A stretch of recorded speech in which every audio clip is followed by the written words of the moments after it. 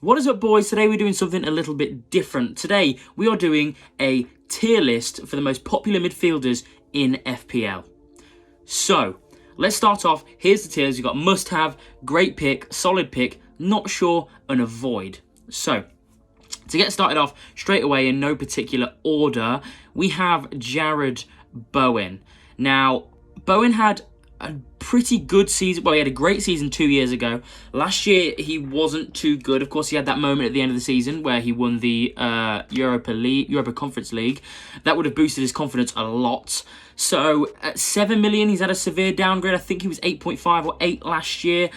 I'm not sure about Bowen because we're going to have to see for the first few weeks if he's going to have a good start to the season, because if West Ham are flying, he's probably flying, you know? Okay, moving on. We've got Kevin De Bruyne. Of course, he's going to be injured for the first few games of the season. So to start off, I'm going to put in avoid only because of the injury problems. Of course, usually I put him in great pick, even must have, depending on his form. Third player. Okay, we've got Julio Enciso. Now, he's a very, very interesting one. Brighton have got a great run of games at the start of the season. Enciso's 5.5 million. So for that reason, I'm putting Julio Enciso in great pick.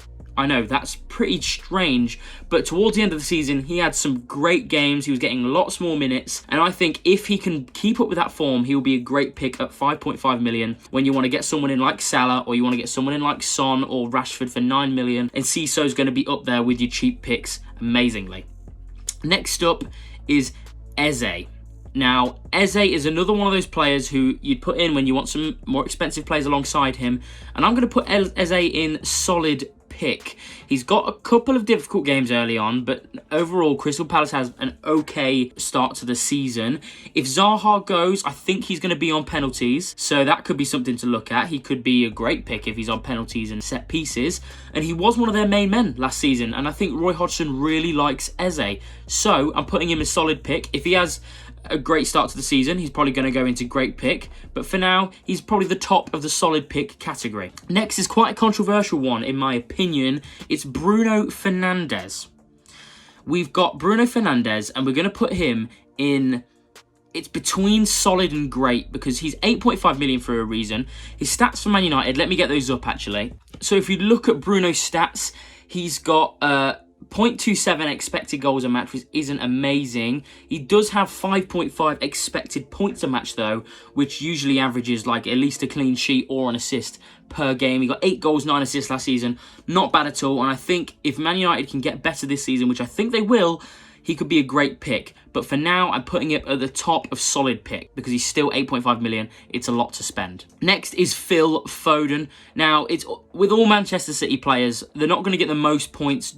Well, they might if you're Haaland, but with someone like Foden and Grealish, when they play in similar positions, sometimes they're just not going to start, and you can't do that much about it. So I'm going to put Foden not sure. I'm going to do the exact same with Jack Grealish, but I'm going to put Grealish at the top of not sure, as of course we don't know where they're going to start or who is going to start for Man City. You'd think after the season Grealish had, maybe, but you never know. Next up is Morgan Gibbs White.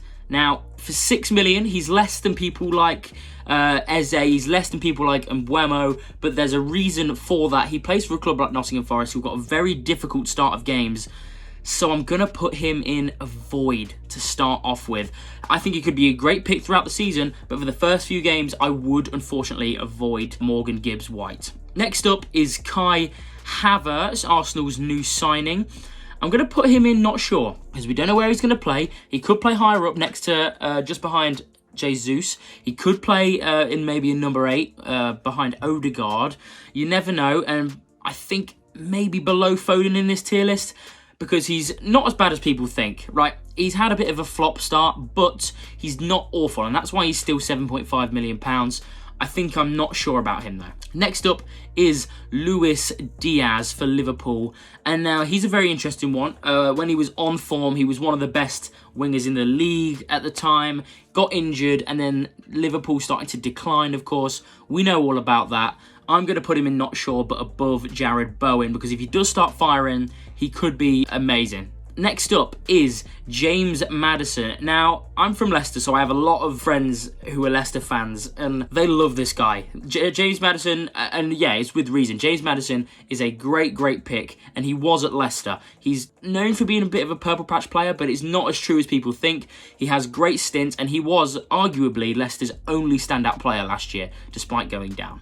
So, for that reason, I'm going to put Maddison in solid pick, just in front of Bruno Fernandes. Oh, actually, no, price-wise.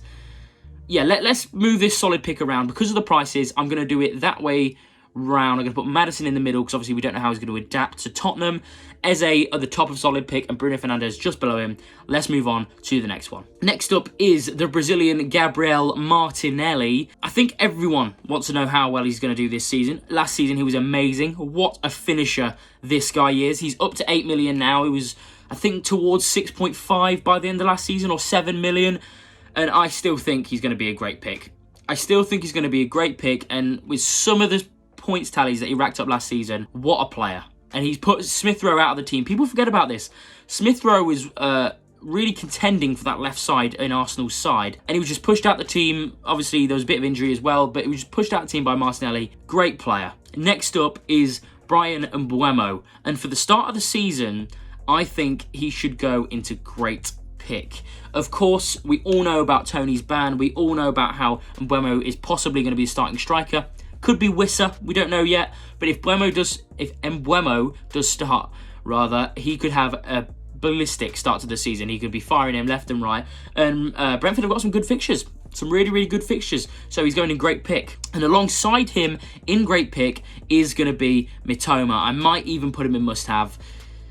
I think I will. Because his expected goals are actually really good for when he does play. Of course, we know about how good he is as a dribbler and a chance creator. I think he brings that edge to Brighton's attack. I think he's one of the reasons that they scored so many goals towards the end of last season, and he's one of my must-haves in this team. Next up is the new signing, Mason Mount.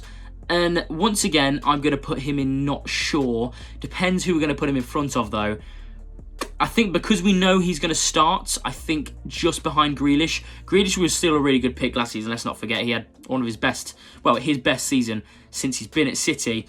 But I'm going to put Mount in there in not sure because, of course, all new signings you can't be certain about. Next up is Odegaard, and I think he's got to go in the top of great pick. One of the highest scoring midfielders in the game last year. Let me check. He might have been the highest other than Salah. He had the second most points out of all the midfielders last year. Salah with 239. Of course, he was the premium last year. Odegaard had 212. 212 points last year, and he's up to 8.5 million now. Of course, that's $500,000 cheaper than Rashford, who did get less points than him last year. So, in my opinion, he's going to top a great pick. Speaking of the devil, we have got Rashford. I'm gonna put him in great pick again. Maybe the top of solid pick. I don't know if he can keep up the form. If he can, I'm gonna put him in great pick. And I don't know why Enciso was so far up and put him at the bottom of great pick. So that's the five midfielders we currently have in great pick. Rashford's in there. I think he's going to be Man United's standout player again. I think it could be him or Bruno Fernandes. If Bruno Fernandes starts firing, yes, but Rashford's more of a goal scorer, and he's, at the end of the day, more of a point scorer than Bruno Fernandes, and that's why he's up there. Next up is Bukayo Saka, and in my opinion, he's my second must-have out of these midfielders. Saka got, the fourth most points last year out of everyone. And I know Odegaard got more than him, but I think Saka's going to really hit the ground running again this year. Maybe a bit more than Odegaard because they've got Havertz in there to fight for his spot in the middle as well. Saka's he's just the golden boy, isn't he? And we love him for England as well. What a player. Yeah, he's my second must-have. Next up is going to be Heung-min Son. I think I'm going to put not sure. 9 million. Of course, he's been 10, 11 million in the past. 9 million for Son. He, of course, had a down season last year. Still got 152 points. I'm going to put him at the top of not sure.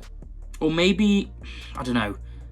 I'm going to put him at the top of not sure, just above Jack Grealish. And that's only because if he has another down season, he's not going to justify that price. And people like Pascal Gross got more points than him last year. Who else have we got? Martinelli as well. He's still a good player, don't get me wrong. And if he does get the goal scoring back like he did a couple of years ago, he's going to be a great pick, maybe even a must-have. Because remember, he was the Golden Boot winner in that season. So moving on, we've got Mohamed Salah. And I'm going to put him just behind Odegaard in great pick. Only because of his price. People said he had a down year, still got the most points out of any midfielder, but you do expect that from someone like Mohamed Salah. Of course, Liverpool had a down year last year, but if they can get back up to the heights that they were at 2 years ago, Mohamed Salah is a great pick, maybe even a must-have. Next up is Raheem Sterling, and for the start of the season, I'm probably going to put him in a void. That's really mean, but Chelsea haven't proved themselves at all. What an awful season they had last year. I really don't know whether to put him in a void or not sure. He got less points than Bowen and Gibbs-White, but of course his fixtures aren't as bad. Still going to put him in a void. If he starts firing, prove me wrong, Sterling, all you like, and I'll get you straight in my team. But for now, he's in a void. Next up is Szoboszlai. I think that's how you pronounce it. Szoboszlai, and he's Liverpool's new signing. I'm going to put, obviously, he's going to go in not sure. We don't know anything about him in the Premier League yet. Of course, he was great for Leipzig and Salzburg. But at the moment, I'm going to put him just above... Oh, do I put him above or below Havertz? I don't know. It's an interesting one. I think I'm going to put him just below Havertz because Liverpool don't really play with an attacking midfielder. So we don't know whether he's going to get mounds of points or not. Speaking of, I think I'm actually going to put Mason Mount a little bit lower, just above Foden, because I know he's going to start, so there we go. And last player on this list, I know I've missed loads out, but we don't have too much time in this video, is Bruno Guimaraes, and he's going to go at the bottom of the list, unfortunately, because, first of all, he's going to be a defensive midfielder, maybe a bit further up now that they've got Tonali, but his fixtures are not great at the start of the season. Even in the first 4 games, they've got Villa, City, Liverpool, and Brighton are their first 4 games. Villa, maybe they can roll over, but I think all the other ones out of those are going to be really tough for them. And even Brentford after that is not a great game. Maybe you bring him in for Burnley, but then again, I'd probably bring someone else in, like an attacker from Newcastle. You know, maybe Wilson, maybe Isaac. Not Guimaraes, though, as I'm just not sure about him. So that's been the list for today, guys. I hope you really enjoyed this video. I know there's some midfielders we've missed out, but I'll see you guys in the next one.